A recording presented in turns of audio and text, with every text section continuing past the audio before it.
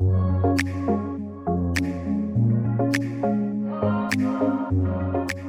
everyone. It's Maria, and welcome to the Breaking Up with Toxicity podcast. Thank you for being with me today.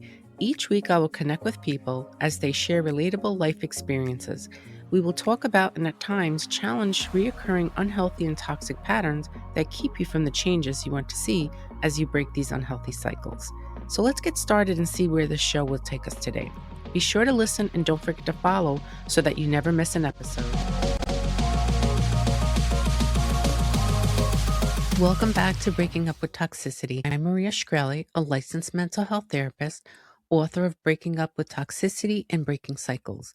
And I'm your host as we explore the psychological patterns, emotional systems, and relationship dynamics that shape how we live, love, and relate to others. This episode is part 2 of the Narcissistic Mother Blueprint Series. In part 1, we introduced the foundational idea that children growing up in a narcissistic maternal environments often adapt in ways that help them maintain connection and emotional stability, adaptations that later become adult relational patterns such as overfunctioning, emotional monitoring, guilt around independence, or approval-based self-worth. But understanding the blueprint is only the first step, because many people recognize their patterns intellectually, yet still feel them emotionally, repeating in their relationships, decisions, and sense of identity. So today we move one layer deeper, focusing specifically on mother-daughter dynamics and how identity, approval systems, and emotional monitoring and subtle comparison patterns can shape the way many women learn to see themselves, navigate independence, and even form relationships across adolescence and adulthood. This conversation is not about blaming mothers. It's about understanding emotional systems, because when patterns are understood, they can finally be changed. Before we move into the deeper discussion, I want to begin with something many daughters raised in emotionally complex maternal environments quietly experience, but actually rarely have language for. And that is a subtle internal tension between authenticity and connection. Most daughters are not told directly who they must be. Instead, identity is shaped gradually through thousands of small emotional interactions. They are tone shifts, facial expressions, approval patterns, comparison, or the emotional response that follows moments of independence. So over time, the daughter begins learning something relational rather than verbal.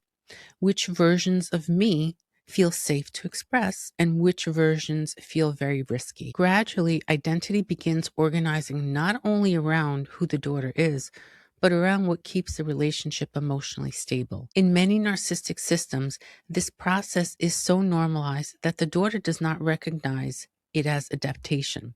She simply begins adjusting automatically.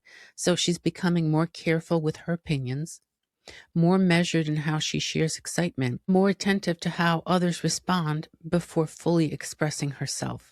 So over time, her nervous system learns a very specific relational expectation, and that is connection feels safest when adjustment happens first. To better understand, let's say, for example, a daughter may share something that she is proud of.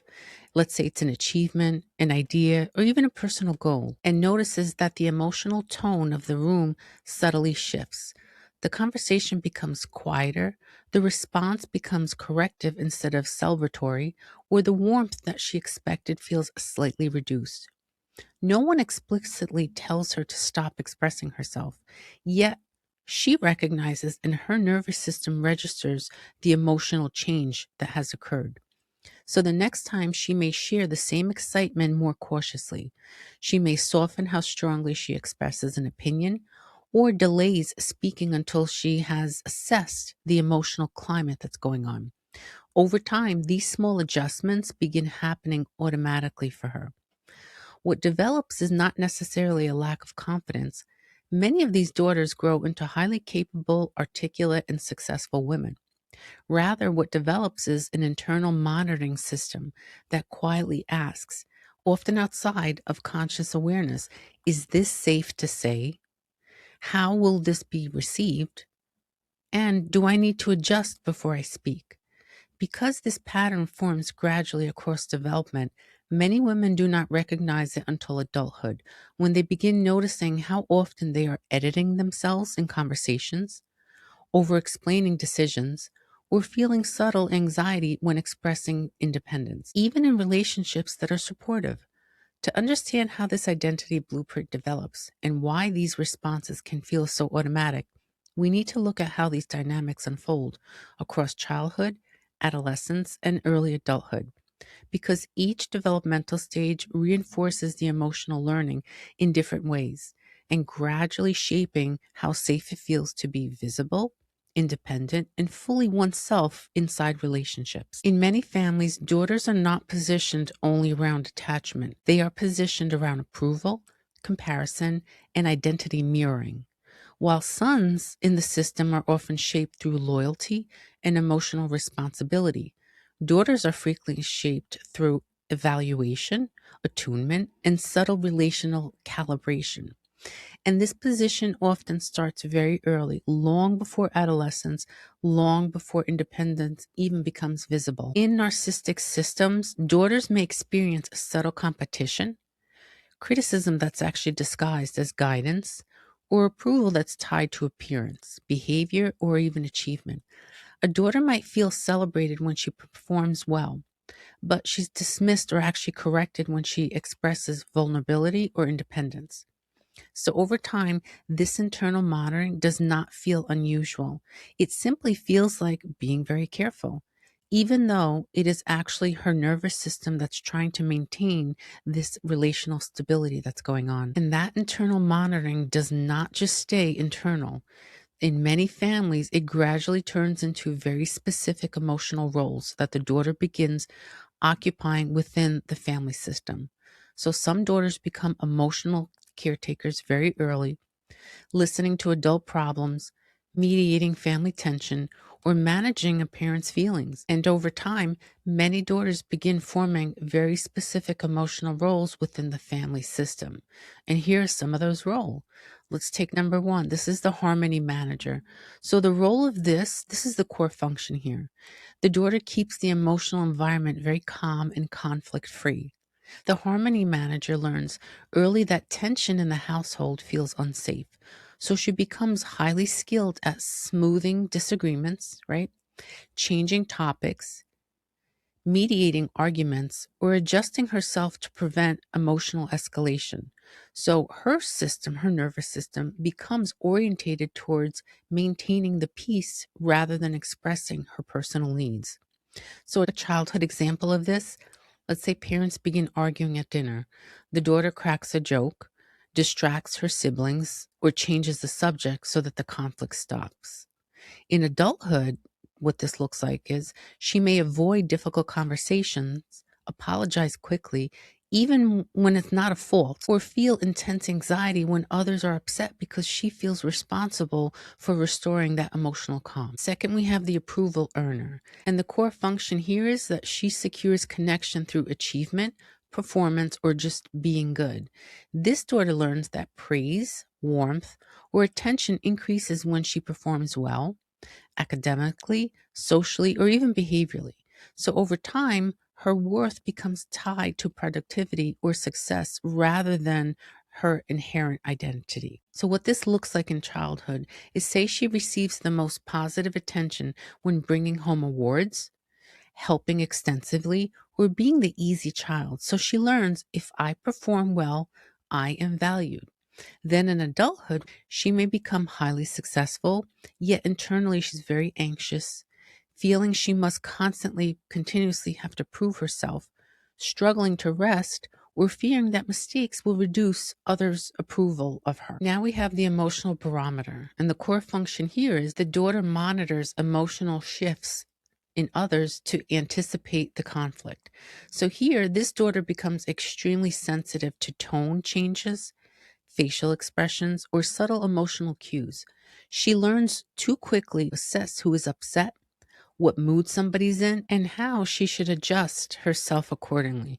So, a childhood example of this is, let's say the daughter walks into the house and she immediately senses tension. before anyone says anything and becomes quiet, careful, or even helpful to avoid making things worse. Then in adulthood, she may overanalyze conversations, constantly wonder if someone is upset with her, or feel emotionally exhausted from always scanning the environment for relational signals. Lastly, we have the invisible adapter. And the core function here is the daughter minimizes needs, preferences, and visibility to avoid criticism or emotional withdrawal.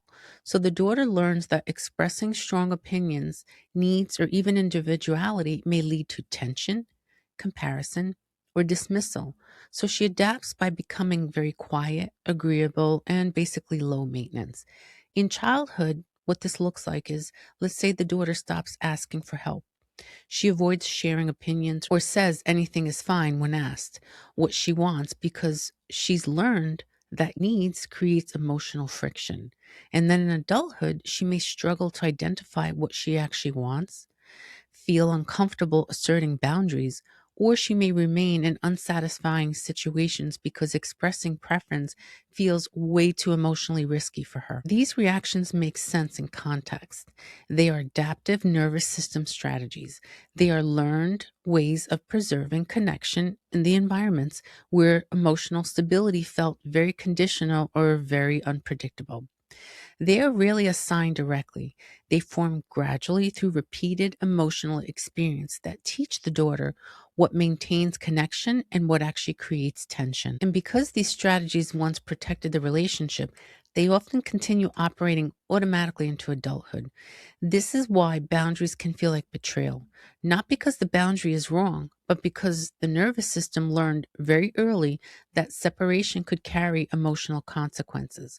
So, to understand how this intensifies, we do need to look at what happens when daughters move into the adolescence stage, where identity and independence naturally begin expanding. As daughters move into adolescence, the developmental task naturally shifts from attachment based dependence towards identity formation, autonomy, peer, belong- peer belonging, and self definition. In a healthy system, this period includes negotiation. Disagreements happen, preferences change, boundaries definitely expand, but emotional connection remains stable even when the daughter becomes more independent. In a narcissistic system, however, the daughter's growing independence can be unconsciously experienced by the parent as rejection, competition, or loss of relational control, which can subtly change the emotional tone of the relationship between mother and daughter, just as the daughter most needs support for identity exploration during this time. Because these reactions are often indirect rather than explicit, the daughter may not fully understand what is happening. She only senses that becoming more herself begins creating a lot of emotional tension. So, between the ages 11 and 14, this is the first sign of individualization. During the early adolescence, daughters begin experimenting with preferences, right? Clothing choices, friendships, hobbies, opinions, privacy, and personal boundaries. In a supportive environment, these shifts are expected and gradually negotiated. In more emotionally conditioned systems, these steps toward individuality may be met with criticism framed as concern, comparison to siblings or even peers, subtle guilt, things like, you used to tell me everything, and then tone shifts or emotional withdrawal. So, an example of this is, let's say a daughter chooses clothing that reflects her emerging style. Instead of curiosity or conversation, this is what she hears. Why would you want to wear that? Or you're changing, or even something like, you used to listen to me. The message she absorbs is not necessarily you can't choose, but rather choosing differently creates a lot of emotional tension. So over time, her system begins linking self definition with relational discomfort. Now we get into the middle adolescence, and this is where visibility and comparison really do intensify. And this is about the ages of 14 to 17. So as the daughter becomes more socially visible, she's joining activities, developing friendships, dating, receiving recognition, or forming stronger opinions. Maternal monitoring comparison, or image-based commentaries may start to increase now. What appears externally as parental involvement may actually internally feel like scrutiny rather than support. So an example of this, let's say the daughter shares excitement about making a sports team or even receiving an academic recognition. And instead of celebration, the response quickly shifts to, let's see if you can keep it up. Or other students are doing more. Or even things like, don't let this get to your head. The emotional learning becomes subtle but so powerful here. Success does not fully stabilize the connection, so it must be carefully managed. At this stage, many daughters begin developing one of two adaptations. And the first one is compliance. That's the perfectionism pathway. Here, the daughter works hard, very hard, becomes highly responsible. She excels academically or socially and carefully monitors behavior to avoid any criticism. So outwardly, she appears confident and very high performing, but internally, she feels pressure to maintain this approval. The second is emotional withdrawal. This is the privacy pathway. Here, the daughter begins sharing less, keeps friendships or interests private, avoids discussing personal decisions, or emotionally distances to reduce the relational tension. This is not rebellion, it's an emotional self protection that's going on. Both adaptations serve the same function, and what they do, reducing the relational uncertainty. Now we enter into late adolescence, right? This is the independence becomes emotionally charged here. And this is usually about the age of 17 until early adulthood. Here, as the daughter begins making major independent decisions, for example, college choices, career interests, relationships, relocation, financial independence, relational pressure often increases in very subtle ways. And here are a few of them. Guilt based messaging starts to happen, increased questioning, comparison to family expectations, disappointment communicated indirectly. So, an example of this is, let's say a daughter decides to attend college out of state. So, instead of direct support, she hears this: why would you want to be so far away from family? We thought you cared more about staying close to us. I guess we won't see you much anymore. Even when the decision is healthy, the emotional undertone communicates that independence affects connection. So adulthood becomes the stage where anxiety shows up precisely at the moment growth is occurring. So, what's the psychological outcome? Well, across adolescence, the daughter often internalizes an implicit relational rule, and that is self definition must be carefully balanced against preserving connection. This is why many adult women later describe anxiety when setting boundaries, guilt when prioritizing personal goals, over explaining their decisions, difficulty trusting internal preferences, and then discomfort when receiving recognition or even visibility. These reactions are not character flaws. They are the continuation of developmental emotional learning that was formed during the years when identity and attachment systems were developing at the same time. At that stage, the daughter was not choosing compliance or withdrawal because of personality. She was choosing the response that historically stabilized the relationship with the mother. Her nervous system was not trying to limit her growth. It was actually protecting her peace and her connection.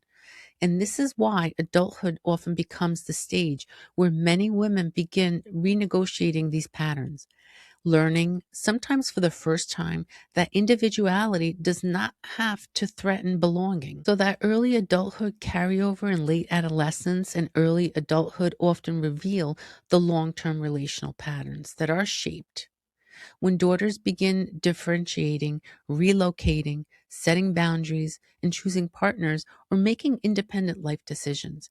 What happens, the family system may respond through very guilt based messaging, comparison, or the subtle emotional distancing as it attempts to restore the previous emotional balance that used to exist. And this is often where the pattern becomes most visible. So the independence may look healthy externally, yet internally, it can activate so much anxiety, hesitation, second guessing, not because the decision is wrong, but because the early experiences linked to independence had consequences. What makes this difficult to recognize is that the original learning really happened in very dramatic moments. It formed through very ordinary conversations, small comments, tone shifts, and very subtle emotional changes. That is why many women say, well, nothing extreme happened in my childhood, but something always did feel off. Let's hear how this actually sounds. Let's look at how these dynamics often sound in everyday interactions. Because identity shaping in these systems is rarely loud. It's actually usually very quiet. It's normalized and it's also framed as love. Let's slow this down and listen to how this often sounds in real life. Because these moments rarely feel extreme. They are actually feel very ordinary. So let's take scenario one. This is approval linked to performance. So a young girl comes home excited about her accomplishment. Mom, look what I did. Her mother responds, that's nice, but don't get too comfortable. You could still do better, or other kids are doing more than that. Over time, the daughter does not stop achieving. She simply learns that celebration is temporary, but that being evaluated is constant. Approval begins to feel earned rather than given. Now we have scenario two. This is emotional withdrawal as a behavioral control. Here we have a teenager daughter who expresses disagreement. I actually want to try something different. Nothing explosive happens here. There's no yelling, there's no screaming, it's just silence. And the silence teaches something powerful to her. Disagreement changes the connection. Scenario three, here's the subtle competition and identity comparison. So here you hear, you think you're better than everyone now? Or at your age, I never needed that much attention. This message is not stated directly, but it lands very clearly. Visibility requires a lot of caution. And then we have the parentified daughter. You're the only one that I can talk to. I don't know what I would do without you. So here, what feels like closeness quietly becomes responsibility for that daughter. And then lastly, appearance and image regulation. So here you hear, you shouldn't wear that. You need to be careful how people see you. Here it becomes, the body becomes something that you need to manage. And when these moments repeat over and over across childhood and adolescence, they don't just shape behavior, they actually shape the identity of a daughter. Before we move forward, it's important to acknowledge something. Not all narcissistic dynamics exist in the same intensity. Some daughters experience subtle identity shaping, conditional approval, comparison, emotional withdrawal, or performance based connection, while others experience something far more overt and destabilizing. In higher intensity environment dynamics may include chronic humiliation, gaslighting, emotional invalidation, triangulation, scapegoating, public shaming, or even threats of abandonment. The core patterns remain the same: connection tied to control, approvals tied to performance, independence tied to threat. But the degree of the emotional harm can vary significantly, and that really matters because some daughters minimize their experience by comparing it to more extreme cases. Others dismiss it subtle conditioning because it wasn't abuse.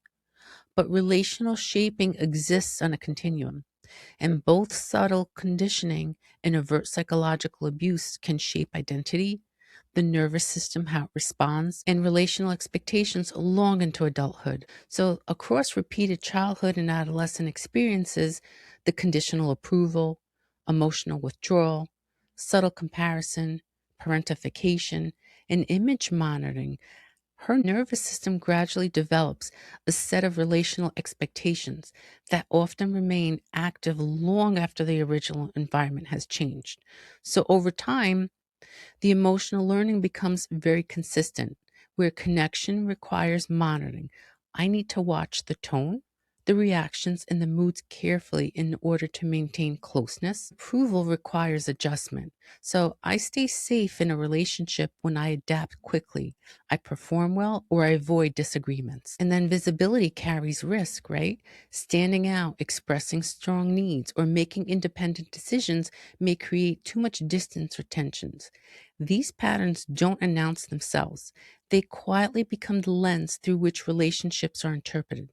A woman may intellectually know she's allowed to set a boundary, yet she feels intense anxiety immediately after expressing it. The discomfort is not necessarily about the present interaction, It reflects her early experiences where independence altered the connection. So, for example, she tells a friend or a partner, I can't help with that this weekend, and then spends hours replaying that conversation over and over, wondering if she sounded rude or whether the other person is upset. The reaction feels so disproportionate, but emotionally it makes sense to her. Another woman may achieve professional success, yet feel uneasy receiving recognition for it. Instead of enjoying the accomplishment, she minimizes it or quickly shifts the attention away from herself. Visibility once carried evaluation, so even positive attention can feel so destabilizing for women. Others may notice themselves adjusting automatically, agreeing very quickly, over explaining decisions, managing emotional harmony, or just avoiding difficult conversations, not because they lack opinions, but because they adapted once and that taught them how to preserve the connection. What is important to understand is that these reactions are rarely deliberate. They are not character traits, they are not personality flaws, they are not procedural emotional memories. Patterns encoded during earlier stages when preserving connection felt so essential. So, when approval once felt conditional, the body learns to scan for evaluation. When independence altered connection, the body learned to anticipate distance. When visibility triggered comparison, the body learned how to be cautious. And because the nervous system is designed to protect attachment, it continues activating those same protective strategies over and over, even when the current relationship that a daughter is in is safe. That is why someone can intellectually know they are allowed to actually set a boundary, but yet still feel such intense anxiety in their body. The body is actually responding to the old data that they're familiar with. Recognition is where the shift starts to begin. Because once these reactions are understood as learned protective strategies, they stop feeling like personal failures. Instead of assuming I'm too sensitive, I'm bad at boundaries, or I overthink everything, the eternal narrative becomes my nervous system learned how to preserve my connections the best way that it knew how. From that perspective, change is no longer about forcing confidence. It becomes about gradually building new relational experiences where disagreement does not equal disconnection, boundaries do not remove love, recognition does not create rejection, individuality does not threaten belonging somewhere. So over time, the developmental tasks shifts from maintaining safety through self-adjustment to building safety through self-trust and reciprocal connections. Relationships where someone can remain fully visible. Awareness does not immediately erase the patterns, but it changes your relationship to them. Instead of assuming anxiety means something is wrong with your decision, you can begin recognizing that discomfort often signals growth. Your system is adjusting to a new relational experience. Growth frequently feels unfamiliar before it feels safe. And when boundaries are practiced, independence is chosen, visibility increases. It is common for old emotional reactions to surface: guilt, hesitation, second guessing, not because the choice is wrong, but because the pattern is shifting. In the mother daughter pathway, we often see identity shaped through approval, right? Remember? Comparison, emotional monitoring, and the careful management of visibility. In the mother son pathway, the shaping often looks very different. Instead of identity competition, we see loyalty pressures, emotional responsibility, and enmeshment. Where closeness can carry obligation and independence can activate guilt.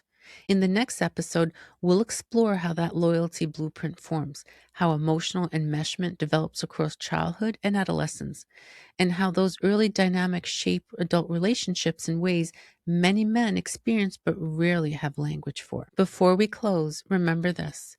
If parts of today felt familiar, the monitoring, the guilt, the hesitation, it does not mean something is wrong with you. It means you adapted. And adaptation is not identity. This is Breaking Up with Toxicity. I'm Maria Shkreli, and I'll see you in the next episode.